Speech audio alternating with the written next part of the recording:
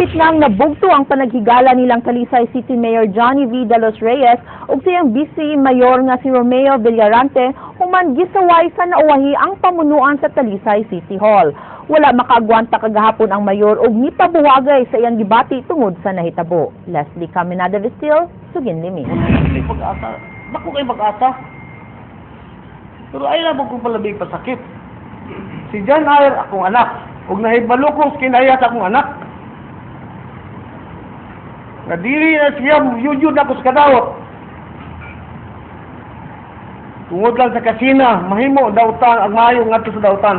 Wa makapugong siyang gibati si Mayor Johnny De Los Reyes ug nakapatulog kini siyang mga luha human masakiti sa mga intriga batok sa mga paryente nga gipatrabaho sa City Hall lakip sa iyang anak nga iyang gitudlo nga city administrator. Matud pa ni Mayor Johnny De Los Reyes, sakitan usab siya sa nadangatan sa relasyon nila ni Vice Mayor Romeo Villarante kinsa kauban niya sa partido ni atong eleksyon. Matud sa mayor, nausikan siya sa ilang panaghigala ni Vice Mayor Romeo Villarante nga naguba lang tungod sa pamulitika.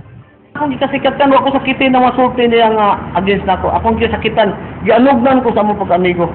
Matud ni Mayor De Los Reyes, andam niyang i-give up ang iyang anak kung adunay ebidensya nga ikapakita ang Vice Mayor sa mga pasangil niini. Ang iyang gisaan nga pagtukod sa bag-ong merkado sa Tabunok, mao iyang gipasangil lang nga hinungdan sa mga intriga. Kaila ko. So, respetahin sa pugo. Kung ito ko sa akong bahaton. Ang mayor na uta, tangkaw na niya iyang kadaghanan na paghinte na niya sa City Hall. Sa privileged speech ni Vice Mayor Romeo Villarante, iyang gipabuhagay ang tanang kasagmuyo batok sa mayor. Nanawagan kini sa mayor nga taktako ng iyang anak nga gipatrabaho sa City Hall. Apan ang anak sa mayor nga si John R. De Los Reyes mihagit sa Vice Mayor sa pagpakita og ebidensya batok kaniya. Sa may iyang butmasmut ng warta mi diri. Show us evidence. Abogado ko siya. Ayaw pag binayot, di na to iagi og pangdaot. So walay corruption nga. Walay corruption, 100% walay corruption. I challenge him. Give us the fact.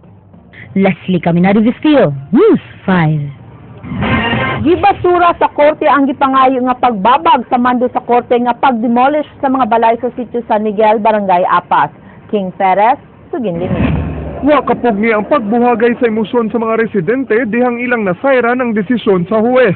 Gibasura ni Judge Estela Alma 5 sa RTC Branch 12 ang petisyon sa 20 ka mga residente dito sa Lot 942 ug 947 sa sitio San Miguel, Barangay Apas. Gipangayo sa mga petitioners nga babagan ang pagpatuman sa demolition order nga gimando sa sala ni Judge Pamela Baring Uy sa MTCC Branch 6. Sumala sa desisyon ni Judge 5, wa makapamatuod ang mga petitioners nga sila ang nag-iya sa yuta. Alang ang Judge 5, usa ka forum shopping ang gihimo sa mga petitioners tungod sa susamang petisyon nga gipangayo sa laing pundok sa mga residente sa laing korte. Susamang petisyon nag-ung-ung usab sa sala ni RTC Branch 9 Judge Alexander Acosta. Wa usab makumbinsi ang hukmanan sa rason nga gipresentar sa dakbayan sa Sugbo nga walay relocation ang mga apektadong residente nga unta kaniadto pa gibuhat. As I told you, it's not easy. Most especially nga kining mag-involve na ining mga pobre ilang mga panimuyo. So, relocation yung it's a process. Hinoon miuyon ng abogado sa tag-iya sa yuta nga hatagan ang mga lumulupyo hangtod Abril 15 sa pagpahawa sa luna. Gikasabutan nga hatagan ng mga petitioner og 50,000 pesos nga bugti silang voluntaryo nga pagdemolish silang panimay. Amo nang i-discuss karon, so considering nga walay TRO or walay injunction nga na issue, most likely we will enforce the order of the court. King Perez, News 5. Usa sa 90 ka empleyado sa barangay Kapuntaw, Dakbayan sa Sugbo napalgan nga positibo sa paggamit sa gidili nga drogas. Ang surprise drug test gihimo sa COSAP human kini gi-request ang barangay. Ang mga barangay officials nagtuo nga adunay pipila ka mga empleyado na nagbisyo sa gidili nga drogas. Ang barangay Kamputhaw mo'y ikawalong barangay nga gipaubos sa random drug test.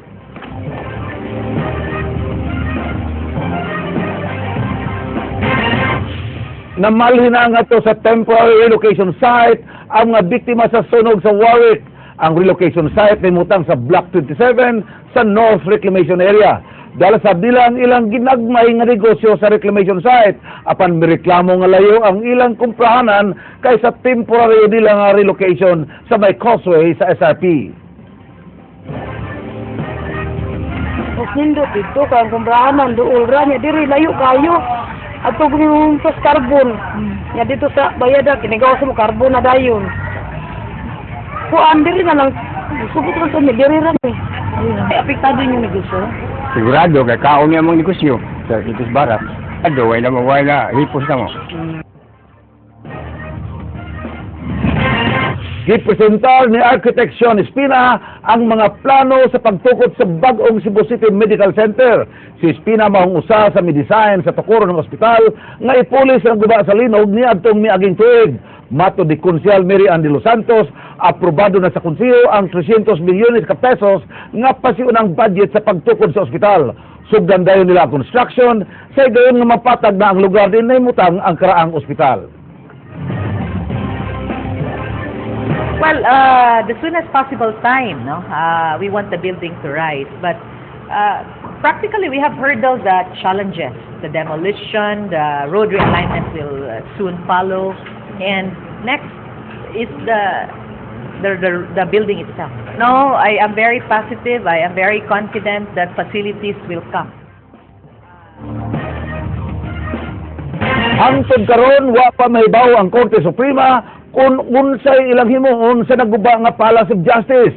Daan ang ipaibaw ni Governor Junjun Davide nga bawion sa Kapitolyo ang luna nga nahimutangan sa Palace of Justice sa higayon nga dili na kinigamiton sa Korte. King Perez, Suginlimi.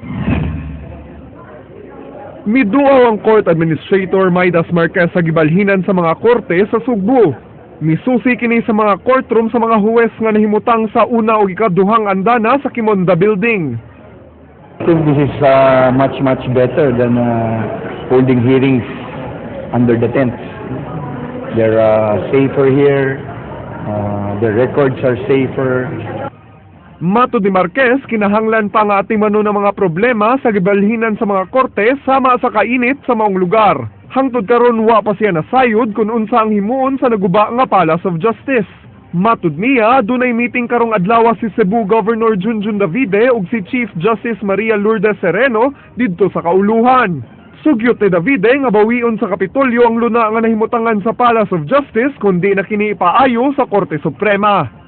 I would like to think that that would be one of the items in their agenda. King Perez, News 5.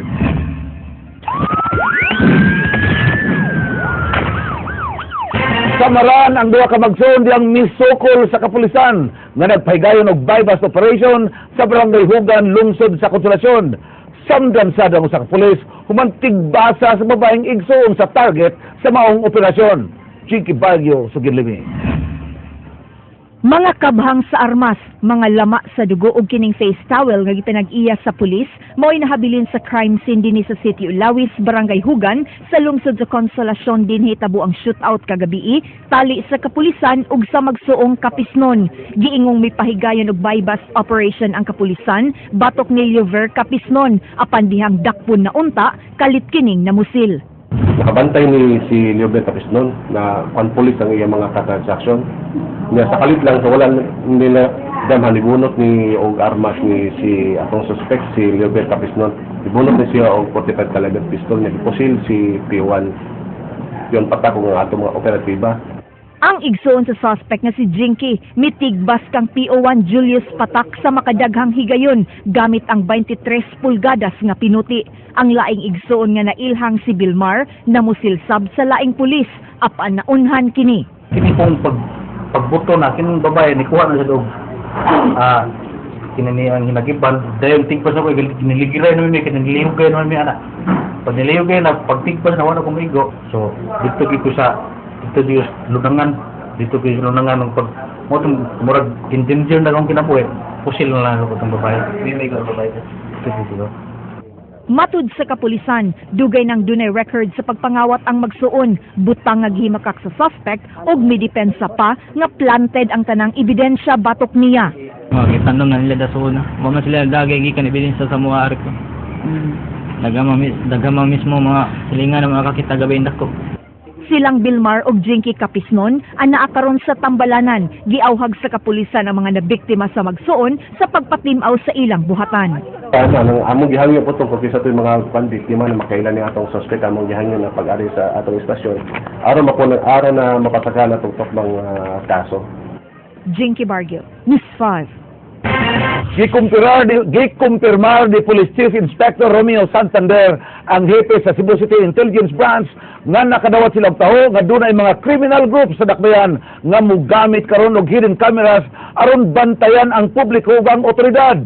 Kahinumduman nga dimando si Police Regional Director 7 Danilo Constantino sa pagsusi dinhi human miduso og resolusyon si Cebu City Councilor Ding Tumulak sa pag-awhag sa utility providers sa paghimo og inventory silang mga poste, pagsuta kung kinihigit pang butangan ba kini og mga kadudahang CCTV cameras.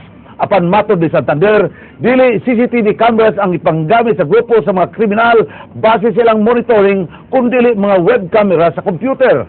Padayon nila kaong ipangita ang lokasyon ni maong kameras ug ang pagsuta kung kinsa ang nagbutang niini. Well, say nga na mo guno, we have to trace pa eh. We have to trace who's the owner. We have to trace who's the owner. And then that's the time that we have to rule out, we have to conclude. So whatever the kuan ng gitnam. Kung unsagi motive, unsagi talang reason behind that. Manawagan ta sa ato mga barangays. Please, this is for our own security. No, if you can see a CCTV cameras along the highway, public places, so please text me or call me directly. Simba ko, one, sa ilang mga anak, kung kamo baka may mong biktima ani.